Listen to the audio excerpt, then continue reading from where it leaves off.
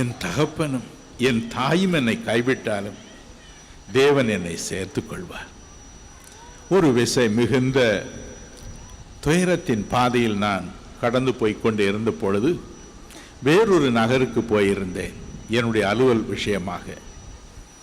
அங்கிருந்த ஒரு பெரிய கத்தோலிக்க திருச்சபையின் ஒரு ஆலயத்தில் வெளிப்புறமாக மிகப்பெரிய வாசகம் ஒன்றினை எழுதி போட்டிருந்தார்கள். இதில் என்ன எழுதியிருந்தது தெரியுமா? என் தாயும் என் தகப்பனும் என் தாயும் என்னை கைவிட்டாலும் இயேசு என்னை சேர்த்துக் கொள்வார் என்று அதை கொஞ்சம் மாற்றி எழுதியிருந்தார்கள். ஐயோ, அதை பார்க்கும் பொழுது எனக்கு எத்தனை மகிழ்ச்சி, எத்தனை சந்தோஷம். இந்த உலகமே என்னை கைவிட்டாலும் என்னை அவர் கைவிடாத ஒருவர் இருக்கிறாராமே என்ற எண்ணம் என் உள்ளத்தை ஆற்றி தேற்றியது. ஒரு விசை என்னுடைய சிறந்த நண்பர் ஒருவருடைய வீட்டிற்கு மாலை தேநீர் அருந்துவதற்காக போயிருந்தேன். அவருக்கு ஒரு மகனும் ஒரு மகளும் உண்டு. இருவரும் வெளியூரில் இருக்கிறார். புதிதாக ஒரு பெண் வீட்டில் இருந்தாள். அவள்தான் ஓடோடி தேநீர் கொண்டு வந்தாள், பலகாரங்களை கொண்டு வந்தாள், புன்சிரிப்போடு வேலை செய்து கொண்டிருந்தாள்.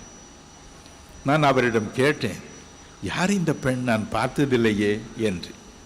அப்பொழுதுதான் அவர் சொன்னார், அண்மையில் எங்கள் உறவினர் ஒருவருடைய வீட்டிற்கு நாங்கள் போயிருந்தோம். அப்பொழுது அங்கே இந்த பெண்ணை பார்த்தோம். இந்த பெண்ணின் நிலை எவ்வளவு பரிதாபமாக இருக்கிறது என்பதை கண்டு கண் கலங்கினோம். காரணம், அவளுக்கு இருந்த மற்ற பிள்ளைகளை விட இந்த பெண் கொஞ்சம் கருப்பு நிறமாக பிறந்து விட்டாள்.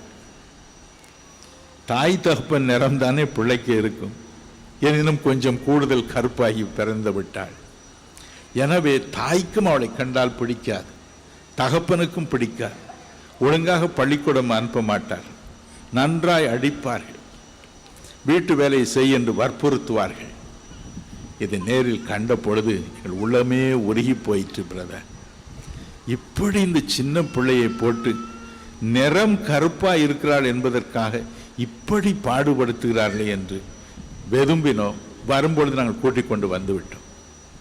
நாங்கள் பிள்ளையை கூட்டிக் கொண்டு போகிறோம் என்று சொன்ன பொழுது கொஞ்சமாவது அவளுக்கு உணர்வு இருக்கும் என்று எதிர்பார்த்தோம். இல்லவே இல்லை. ஓ, கூட்டிட்டு போறீங்களா, நல்லா கூட்டிட்டு போங்க, சனியனை கூட்டிட்டு போங்க என்று சொன்னார்.